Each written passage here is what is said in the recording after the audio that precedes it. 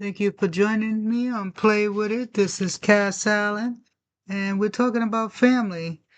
Today's episode is about trust. And by trust, I refer to a type of vulnerability with someone who you believe you're safe with. You feel you're safe from harm and bad intent. And as it relates to family, there are different type of trust levels and factors. You may trust your parents to provide you with food and shelter. Trust your siblings to keep your secrets. Trust your cousins to give you emotional support. Trust your auntie and uncle to give you guidance when you're in trouble. Trust your grandparents to understand you. And of course, as we all know, as is given, there are a number of things. There are different ways you may trust people in your family. You may trust different parts of people. You may trust a person to carry through with action A, but have no trust in them when it comes to action C. You may trust someone to do what they do. It's one of my favorite lines. I trust people to be who they are. You may have no type of expectations. You just trust that the cycle is wild of life. You may trust people to fail you. You may trust people financially to always have your back when you low on funds. You might trust family members emotionally. You can go to them and talk to them when you're feeling troubled in some way. And it trust is a funny thing that if all of your trust is put in one person when comes to all things, you might be up for some quick hurts. As you heard me mention, there are different types of trusts, depending on what you need to trust a person with. Some people are better with some things than others. So it's important. Like I said, just because people are family, that doesn't give them an automatic status in your life where, oh, I trust you because we have the same blood. We don't have quite the same blood unless we're coming from the same parents. But like I said, even then, the shift in your sequencing because of, the state of your parents at the time during each birth. They have different compositions in their bodies. So naturally, that stuff is going to affect you as well. Their state of mind, their health status, so many things. Um, the parents. I think a lot of us trust our parents innately. Anything goes wrong, for the most part, you know you can go home. You know you can sleep on the couch. You know you got a room. You know you got somebody that is gonna more than likely accept your pain without question and have your back. Of course, we don't all have the opportunity to experience that, but for those of you who do, it's a beautiful thing. The thing about trust, though, once it's broken, some shifts take place. I'm gonna relate this to a piece of paper.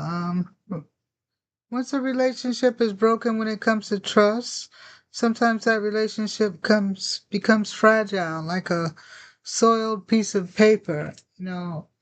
Something has changed and it's not quite the same. Or an irreplaceable relationship sometimes ensues as a result of broken trust. Like a burnt piece of paper. Once that piece is gone, it's gone. We have relationships that are just never the same, like a balled up piece of paper, the analogy most of us have heard. Once you unwrap a bald piece of paper, it's just never the same. You all know what trust is. Like I said, it's about being vulnerable. It's about trusting. It's about confiding in someone or having exchanges with someone about something where you feel that person won't create harm. I trust you with my secrets. I'm trusting you not to tell anyone. I trust you to give me food and shelter even when you're angry, that you don't withhold this from me. I trust you to provide me with support. There's so many ways that you can put it's almost like a bond, with another person. I promise that I will not hurt you with the information that you're giving me or the actions that you're revealing to me. But unfortunately, we do break trust for so many reasons. People get upset. People decide they've been hurt and they want revenge. People are having a bad day. People just overrule that agreement with you to satisfy someone else by revealing that information to them as a secret. It becomes their secret now instead of the secret that you had with the other person who gave it to you in the first place.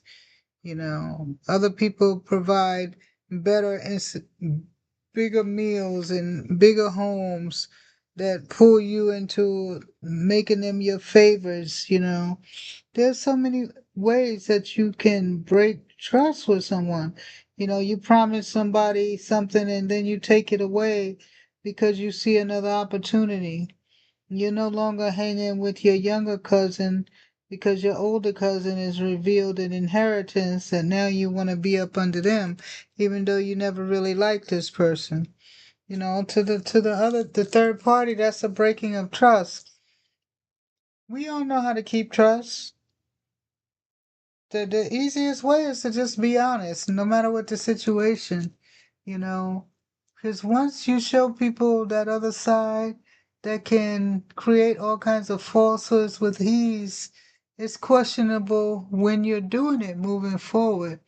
It leaves open a range, there's a scope now on you of, if I didn't know the first time that this person was lying to me and deceiving me, how will I know if it's happening again? It creates an environment where the person who has been on the receiving end is now being more protective of oneself. Another way to keep trust is to be consistent. Have people trust who you are and what you do. Even if it's something that people don't like. I've heard people say, I don't like how that person moves, but I respect ABC because they're consistent. I can count on them, nah, if so and so said, because so and so is consistent.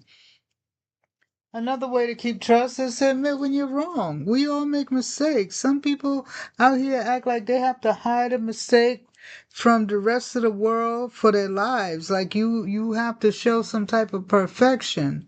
It's okay if you put 3 plus 3 equals 8. We all make mistakes. So the thing is to learn after that what it really is. That's the bottom line.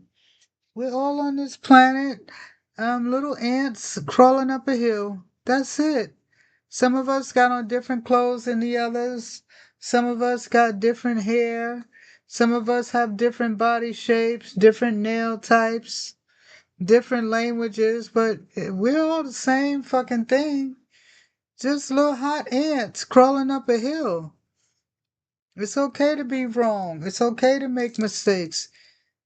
I tell a famous story of mine. It's famous for me, of someone I worked with who made a $2 million error and walked into that shit and owned it in such a way that nobody could be mad. That's a hell of a error. People get mad over $20 errors when you fuck with their money. Imagine you make a $2 million error. Would you be willing to take responsibility without trying to think of ways to hide and get out of it and leave the country and quit your job before they find out it's you? Would you be willing to walk into the room and say, yeah, I fucked up? I tell you, this person that I admire did. And the respect that was gained by just quickly owning that, never lost their position at work, only gained respect from everyone because people said, I can trust this nigga. I can trust you because you're willing to put yourself on the line for something you did. You in a position where you're leading people and could have probably passed it on to some of the people that you're managing, but you took it. You took it respectfully and just owned it. Didn't disrespect anybody else in the process by looking for scapegoats, you know.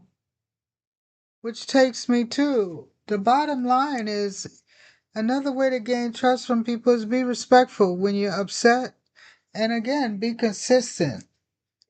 If I'm dealing with you and you're nice to me and then you upset at me and you start backstabbing me, now I can't trust you.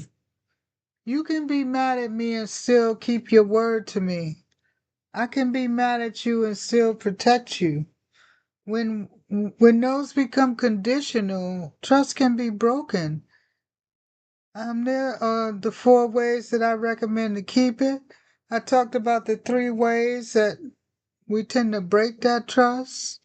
I talked about 4 ways that we trust and the 5 relationships that we have in that circle for the next few weeks. On that note, it's been Cass Allen with Play With It. Have a good day and have a good night.